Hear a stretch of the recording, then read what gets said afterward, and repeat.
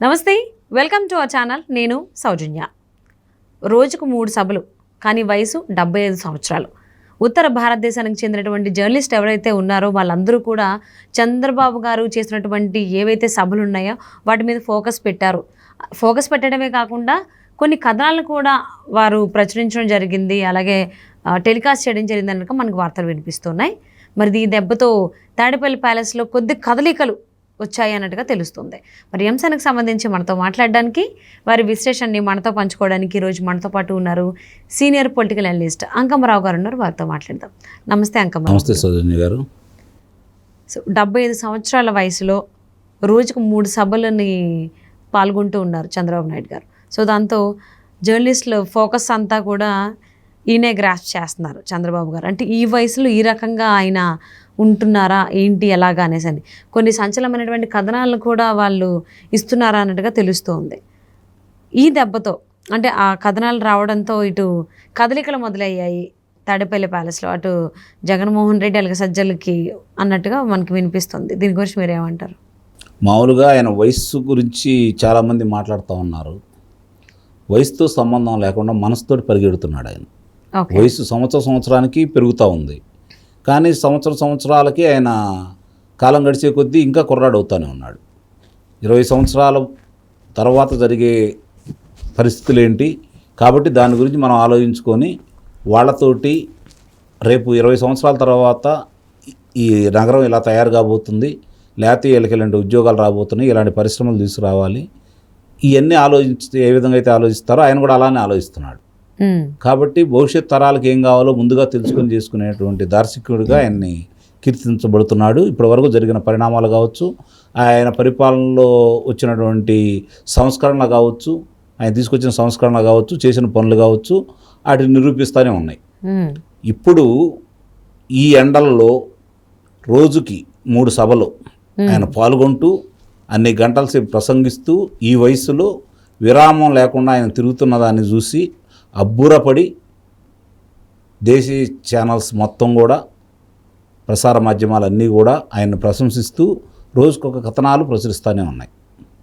సహజంగానే ఎవరికైనా సరే చంద్రబాబు నాయుడు గారి గురించి ఏదన్నా మాట్లాడుకోవాలి అంటే ఈరోజు సమకాలీక రాజకీయ నాయకుల్లో ఆయనతో పాటు సరిదూగే వ్యక్తి అంటే ఎవరూ లేరు. అది మాత్రం వాస్తవం. పదవులు రావచ్చు ఎవరికైనా సరే, లేకపోతే మంచి ఉన్నత పదవుల్లో ఉండొచ్చు, కానీ ఆయన ఇప్పుడు అధికారంలో లేకపోవచ్చు, కానీ ఆయనతో సరిసమానంగా అభివృద్ధి గురించి సంక్షేమం గురించి రెండూ కూడా సంపాడులో ముందుకు తీసుకెళ్లే నాయకుడు అనేవాళ్ళు మాత్రం భారతదేశంలో మాత్రం ఎవరూ లేరు. అది మాత్రం వాస్తవం. ఇది ప్రపంచం మొత్తం గుర్తించింది. కానీ ఆంధ్ర ప్రజలు ఎందుకో మొట్టమొదటి కూడా ఆయన మీద చిన్నచూపు చూపుతూనే ఉన్నారు. అబద్ధాలను నమ్ముతున్నారు, అసత్యాలను నమ్ముతున్నారు. నమ్మి ఆయన తప్పు లేకపోయినా చిన్న పొరపాట్లు లేవని నేను అన్ను. చిన్న పొరపాట్లు జరుగుతున్నా కూడా ఆయన రాష్ట్రానికి చేసిన సేవలను గుర్తుంచుకొని ఆయన ఉన్నంతకాలం ఆయనకు అండగా ఉండాల్సినటువంటి ప్రజలు కుల మత వర్గ ప్రాంతాలతో విడిపోయి లేనిపోయిన ప్రచారాలను నమ్మి రాష్ట్ర పురోగమనానికి ఈరోజు తిరోగమనం ప్రయాణించే విధంగా వాళ్ళు కూడా కారకులే, ప్రజలు కూడా. అందుట్లో ఎలాంటి సందేహం కూడా లేదు. ఈరోజు ప్రజలందరికీ జాతీయ స్థాయిలో ఎప్పుడో తెలుసు ఆయన గురించి, ఇలా మనం కొత్తగా చెప్పుకోవాల్సిన పని లేదు. ప్రపంచం మొత్తం మీద ఒక మంత్రివర్గ కూర్పు ఉంటే అందులో చంద్రబాబు నాయుడు గారి పేరుంది. అది ఆయనకి ఉన్నటువంటి ప్రపంచవ్యాప్తంగా ఆయనకు ఉన్నటువంటి గుర్తింపు. ఒక రాజకీయ దురంధరుడుగా కాకుండా ఆయన చూసేది అందరూ కూడా రాష్ట్రానికి ఒక గొప్ప ముఖ్యమంత్రిగానే భావిస్తారు. రాజకీయ నాయకుడిగా చాలా తక్కువ మంది భావిస్తారు. వీళ్ళంతా మాట్లాడుకునే వాళ్ళందరూ కూడా. ఆయన ఏంటంటే ఆయన ఉంటే, అధికారంలో ఉంటే ప్రతి నిమిషం కూడా ఏం చేస్తే మేలు జరుగుతుంది ప్రజలకి, కొత్తగా ఏమేమి చేయాలి, ఏం చేయొచ్చు, వీళ్ళకి రేపు పొద్దున భవిష్యత్తులో ఇబ్బంది లేకుండా ఎలా చూడాలి అనే ఆలోచనతోటే ముందుకెళ్తాడనే ఇప్పుడు ఆ కథనాలు కూడా మనం వింటూనే ఉన్నాం. ఇలాంటి విషయాలన్నీ చూసుకుంటూ వస్తే ప్రపంచం గుర్తించినటువంటి ఈ యొక్క దార్శనికుడిని కనీసం ఇప్పుడు నిజంగానే ఆంధ్ర రాష్ట్ర ప్రజలు గుర్తించారని నేను అనుకుంటున్నాను. ఆయన అవసరం ఎంతో ఉంది ఈరోజు ఆంధ్ర రాష్ట్రానికి.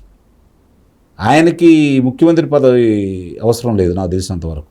కొత్తగా వనగూరేది ఏమీ లేదు. సంయుక్త రాష్ట్రంలో 9 సంవత్సరాలు చేశారు, విభజిత రాష్ట్రంలో 5 సంవత్సరాలు చేశారు. అంతకంటే గొప్పగా ఉండదు కదా. 294 మంది శాసనసభ్యులు ఆయన ముఖ్యమంత్రి. ఉమ్, 175 మంది శాసనసభ్యులు ముఖ్యమంత్రి అయితే ఇప్పుడు కొత్తగా వచ్చే కిరీటం అంటే ఏం లేదు కదా. అవును. కానీ నా ప్రజలు, నా రాష్ట్రం, నా మనుషులు, నా వాళ్ళ భవిష్యత్తు అని చెప్పని నిరంతరం పరితపిస్తాడు. కాబట్టి ఈ ప్రసార మాధ్యమాలు కావచ్చు, దానికి సంబంధించిన వాళ్ళు కావచ్చు, ఆయన గురించి ప్రత్యేక కథనాలు వండి వార్చడానికి అదే కారణం. మొన్న అధికారంలో లేడు ఆయన. ప్రధానమంత్రి గారు కోవిడ్కి సంబంధించిన సలహాలు తీసుకున్నారు. అలాగే ఆర్థిక పరమైనటువంటి సంస్కరణలకు సంబంధించి ఆయన సలహాలు తీసుకున్నారు. మరి 2047 భారతదేశం ఎలా ఉండాలి అని చెప్పని ఈ మధ్య 2047కు సంబంధించి విశాఖపట్నంలో ఆయన ఆ రోజు ఎంత వివరంగా ప్రజలకు తెలియజేశాడో, ఆయన కళలు ఎలా ఉంటాయో ఈరోజు ప్రత్యక్షంగా అందరూ చూశారు. రేపు భవిష్యత్తులో ఇంకా చూడబోతున్నారు. ఎందుకంటే ఆయన ముఖ్యమంత్రి అయిన తర్వాత ఆంధ్ర రాష్ట్రాన్ని ఆయన కళ్ళగన్నటువంటి రాజధాని, ఆయన ఏదైతే తీసుకురావాలనుకున్నాడో వ్యాపారాలకు సంబంధించినటువంటి సంస్థలు కావచ్చు, లేకపోతే సాంకేతికపరమైన అభివృద్ధి కావచ్చు, రహదారులు కావచ్చు, సాగునీరు, తాగునీరు కోసం ఆయన నిర్మించాలనుకున్న జలాశయాలు కావచ్చు, బహుళార్థక జలాశయాలు కావచ్చు, వీటన్నిటిని కూడా పూర్తి చేయగలరనే నమ్మకం ఈరోజు ప్రజలందరికీ ఉంది. కాబట్టి తిరిగి ఆయన అవసరం ఈరోజు రాష్ట్రానికి ఉంది. కాబట్టి రాష్ట్ర ప్రజలందరూ ఈరోజు చంద్రబాబు నాయుడు గారిని కోరుకుంటున్నారని అయితే నేను భావిస్తున్నాను. అంటే ఆ కారణం వల్లేనా జగన్మోహన్ రెడ్డి గారికి కావచ్చు, లేకపోతే సజ్జలకు కావచ్చు, గుండెలకు గుబులు అంటే ఒక తెలియనటువంటి ఫియర్ అనేది ఒకటి ఉంది అనేటువంటి వార్తలు వినిపిస్తున్నాయి. నిస్సందేహంగా మనం ఏం చేయలేదు, ఆయన చేసిన ప్రపంచానికి తెలియజేస్తున్నారు. భారతదేశంలో మిగిలిన వాళ్ళందరూ మద్దతు ఆయనకు పొందేలాగా ఈ ప్రసార మాధ్యమాలు ఆయనకు సహకరిస్తున్నాయి అనేది వాళ్ళు భావిస్తున్నారు. అందులో ఎలాంటి సందేహం కూడా ఏం లేదు.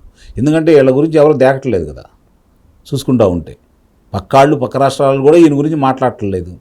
మొన్నటిదాకా ఈయన స్నేహితుడు, ఈయన ఆత్మబంధువు, ఈయనకి గురువు గారైన వ్యక్తి ఏం మాట్లాడాడు, మన రాష్ట్రంలో రోడ్లు ఎలా ఉన్నాయి, మీకు గతుకులు కనపడితే అది ఆంధ్ర రాష్ట్రం అర్థమైపోయింది అన్నట్టే మాట్లాడాడు కదా. అవహేళన చేశాడు, అవమానం చేశాడు. అది రాష్ట్రానికి ఎంత అవమానం, రాష్ట్ర ప్రజలకు ఎంత అవమానం, ఆయన పరిపాలన ఎంత అధ్వానంగా ఉందో చెప్పకనే చెప్పాడు కదా. అంటే రాజకీయ అవసరం కోసం, అవతల వ్యక్తి మీద ఉన్న కక్ష కోసం వాడు ఉపయోగించారే తప్ప నువ్వేదో గొప్ప దార్శనికుడు అనో లేకపోతే నాయకుడు అనో కాదు కదా వాళ్ళ భావన. దీన్ని బట్టి కూడా అర్థం చేసుకోవాలి. అతను కొంత పందాం మార్చుకుని ఉంటే మంచి వయసులో ఆయనకు అవకాశం వచ్చింది, దాన్ని సద్వినియోగం చేసుకోవడంలో విఫలమయ్యాడు. ఆయన అధికారం కూడా వ్యాపారం కోసం వినియోగించుకున్నాడు, వ్యక్తిగత ద్వేషాల కోసమే ఆయన ప్రయత్నించాడు, ఆయన ఆహాన్ని తృప్తిపరచడం కోసం ఆయన ప్రయత్నించాడే తప్ప ప్రజల మేలు కోసం, భావితరాల భవిష్యత్తు కోసం, చదువుకునే పిల్లల గురించి దగ్గర నుంచి మహిళల వరకు జీవితాలతో ఎలా ఆడుకున్నాడో అందరూ చూస్తూనే ఉన్నారు. ఆ వర్గాలు ఈ వర్గాలనే కాకుండా ఆయన కొమ్ము కాసిన అన్ని వర్గాలను సంకనాకి ఇచ్చేశాడు. కాబట్టి ఈరోజు వాళ్ళు భయపడటానికి, అలాగే చంద్రబాబు నాయుడు ఈ విధంగా ప్రసార మాధ్యమాలు పొగుడుతూ ఉంటే తట్టుకోలేకపోతున్నారు వాళ్ళు. ఓకే, వాళ్ళు ఏ కాడికి ఏమనుకున్నారంటే చంద్రబాబు నాయుడు గారిని ఒక వ్యక్తిని మొట్టమొదటి నుంచి కూడా తిరిగి అధికారంలో రాకుండా ఉండటం కోసం ఆయన కులాన్ని ఆపాదించారు, ప్రాంతాన్ని ఆపాదించారు, రకరకాలుగా ఆయన మీద అపవాదులు వేశారు. ఇవన్నీ తిరిగిపోయినాయి ఈరోజు తిరిగిపోయినాయి. మళ్ళీ ఆయన వస్తే వెన్నెలు వచ్చిందని చెప్పి అందరూ భావిస్తున్నారు. చల్లదనం కోసం కోరుకుంటున్నారు అందరూ. ఈ వేడిని భరాయించలేకపోతున్నారు. కాబట్టి ప్రజలందరూ కూడా మళ్ళీ ఆస్వాదిస్తారు, ఆయన్ని తిరిగి ముఖ్యమంత్రిని చేస్తారని అయితే నేను భావిస్తున్నాను. సో అయితే ఉత్తర భారతదేశ జర్నలిస్టులు అందరూ కూడా జాతీయ మీడియా ద్వారా చంద్రబాబు గారి పైన సంచలనమైనటువంటి కథనాలు ప్రచురించడంతో సో ఇటు తాడేపల్లి ప్యాలెస్లో కావచ్చు, వైసీపీ నాయకుల్లో కావచ్చు తెలియని గుబ్బులు అయితే మొదలైందని చెప్పిన వార్తలు వస్తున్నాయండి. మరి దాని నుంచి ఎలా బయటపడతారు వైసీపీ నాయకులు, అసలు ఏంటని చూద్దాం రాబోయేటువంటి రోజుల్లో. Thank you so much for spending your valuable time with us. Thank you.